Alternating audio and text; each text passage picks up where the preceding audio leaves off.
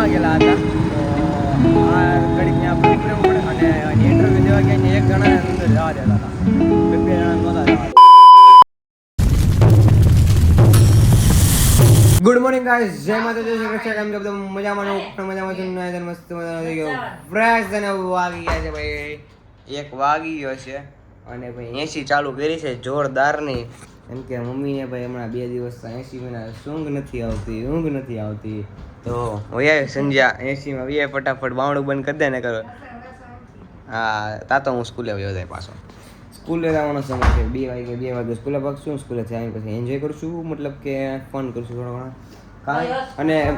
અને હા, ખબર નહીં એવું ગોતું આપણી. અને મમ્મીને છે ને ભાઈ આવીને એને સીટ જોવે સ્પેશિયલ. જો અહીંયા હું તો હોય, એસું હોતી ગમે હોતા હોય ને આવે, આમ આવે પહેલાં આમ અહીંયા દરવાજો આવે, ખરે કામ બેસે, પછી કે દેતા થોડે પલપા બે તો પછી આમ કરી આમ ઢળી જાય, પછી આમ સુઈ જાય શાંતિથી.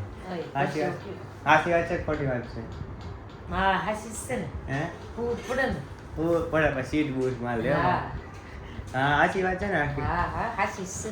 હે 100%, 110%. સીટ બૂટ મારી લે આમ ઘડી કે આમ બેતા એમ કરી છે ને આખી સીટ બૂટ મારી લે. ગમે જ્યારે રાતે દિવસે આમ ઢળી જાય, પછી કે હાલો સુઈ જાય ઘડી.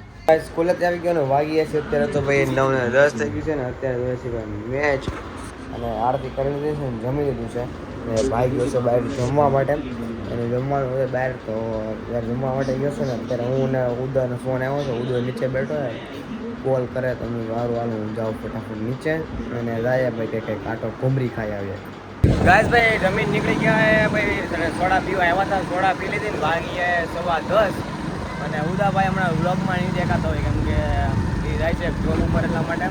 તો એ હું ઇન્ટરવ્યૂ દેવા ગયો ને, થાકી ગયો હું તો, કંટાળી ગયો. 1.5 કલાક ઇન્ટરવ્યૂ આવ્યું.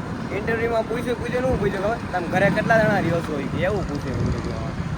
આમાં હું મારે કહેવાય ને, ઇન્ટરવ્યૂમાં આવું ઇન્ટરવ્યૂ પૂછે આધું મેં કીધું એમાં એટલા એવા સવાલમાં 1.5 કલાક કરી. એ ઇન્ટરવ્યૂવાળા જે મેડમ હતા ને, એ રમવા ગયેલા હતા.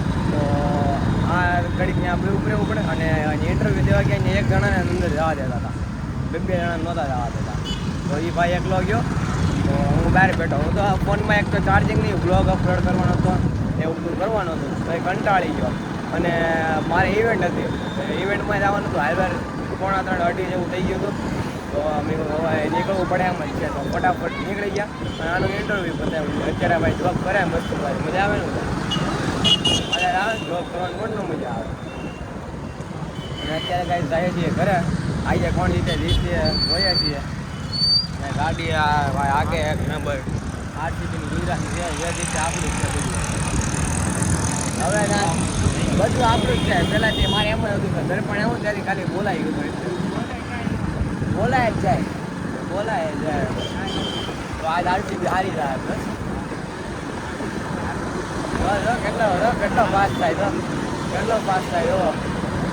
જય મામાદેવ. ગાઈસ ભાઈ અત્યારે ઘરે આવી ગયો છું ને ભાઈ. કોહલી આવડ થઈ ગયો કે કોહલીએ 50 મારી દીધા ને, 3માં 50. કોહલી ને કેચ મેકી દીધો, કોહલીએ કેચ મેકી દીધો. હા કાંઈ કેવું છે કોહલીએ કેચ મેકો એમાં? હા ભાઈ ફોન જોવે જુઓ, જય લવ દાદા. આશા છે કે આ તમને ગમ્યું તો લાઈક છે, સબસ્ક્રાઈબ કરવાનું ભૂલતા નહીં. મળે પછી નવા બ્લોગ સાથે, નવા વિડીયો સાથે. ત્યારે ઘણા બધા સબસ્ક્રાઈબ કરવાનું ભૂલતા નહીં. વાલા Tata bye bye, C you, good night, take care. Subscribe કરવાનું ભૂલતા નહીં વાલા.